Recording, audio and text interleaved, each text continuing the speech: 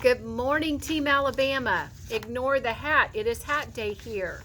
We are going to do an Achieve 3000. Who wants to drive? We will read the stretch article together at a 1280, and you will do your article and activity after that. Please do the before reading poll at this time. Vocabulary that may be new to you, those words are cogent, very clear and easy for the mind to accept and believe. Onerous, difficult and unpleasant to do or deal with. And travail is difficult or painful work or effort. Okay? Know that we always read these 1280 articles at the stretch article at those higher levels so that you have an easier time when you get to state testing.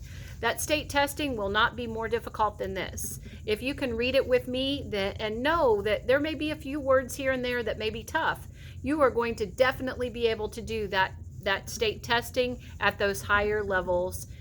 You just kind of have to struggle through that reading a little bit and make notes out on the side, or make notes to yourself in your mind. So we're ready for Who Wants to Drive? Santa Ana, California, January 30th, 2020. Olivia's on the road to getting her driver's license, and she can hardly wait.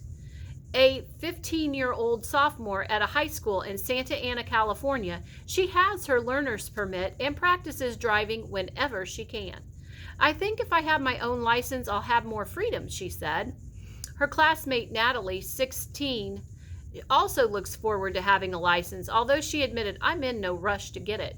And fellow sophomore Paulina, 15, is even less revved up about the idea, explaining, right now, I'm okay without driving.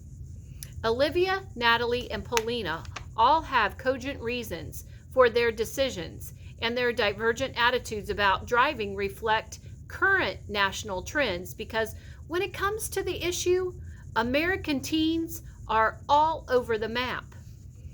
While some learn to drive as soon as they're old enough, a sizable percentage prefer to put it off until later or even abstain altogether. Teens weren't always this ambivalent about driving. A couple of decades ago, high schools were filled with students who wanted to hit the road. In 1995, over 85% of high school seniors had a license. Today, if you ask drivers over the age of 40 to recall when they got their license, they're likely to say it was soon after they reached the minimum legal age. They might even reminisce about celebrating their 16th birthday by taking a driving test to earn that all-important express ticket to adulthood. But many 21st century teens are less driven to drive than their parents and grandparents were in the 2012 survey of young adults. AAA, formerly known as the American Automobile Association, found that only 36%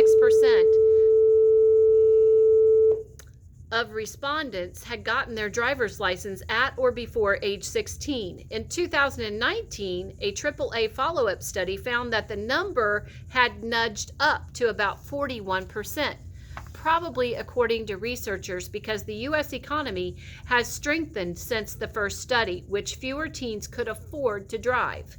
The cost of getting and keeping a car, including expenses like maintenance, fuel, and insurance, still keeps many teens out of the driver's seat. And this time investment involved in learning how to drive has become a factor too. In the late 1990s, states began rolling out graduated licensing programs, which required set periods of training and practice and restricted teen driving privileges. These programs, now in place in all 50 states, might seem onerous, but they've made teens better, safer drivers. According to the research funded by the National Institute of Health, graduated licensing programs have led to a dramatic drop in the rate of fatal crashes involving teen drivers. So teens aren't getting into horrible accidents and dying. So salutary as these programs are, the time commitment they demand is a big roadblock for many busy teens. As Paulina said, I don't want to take time out of my life right now to learn how to drive. And Natalie notes that after spending 2 hours on a 30-minute online driver's education course, she tuned out and turned to her math homework. Another reason some teens say they're not in a hurry to hop behind the wheel is they find it easy to get around without driving. Paulina mentioned, I have the train and other forms of public transportation, which she points out are better for the environment than traveling by car. Other teens like to walk or ride bikes, and many young adults rely on ride-sharing services like Uber and Lyft. Meanwhile, the rise of smartphones and social media has meant that teens can freely fraternize with their friends without stepping out the front door, let alone braving the highway. For some, though, socializing on FaceTime and Facebook only goes so far, and actual face-to-face fun is well worth the travel and travail. Hard work. My friends live far away from me, Olivia explained, and if we want to hang out, it's really difficult for our parents to find time to drive us. As she logs dozens of hours of supervised driving practice, the prospect of spending more time with her BFFs is the light at the end of the tunnel. How about you? Are you excited to get behind the wheel? Or not so much? Follow your own road. There's more than one way to get where you're going. Okay, guys, you're going to go ahead and do your article at your Lexile level and answer your activity questions. And you're shooting for 100%, but at least above a 75.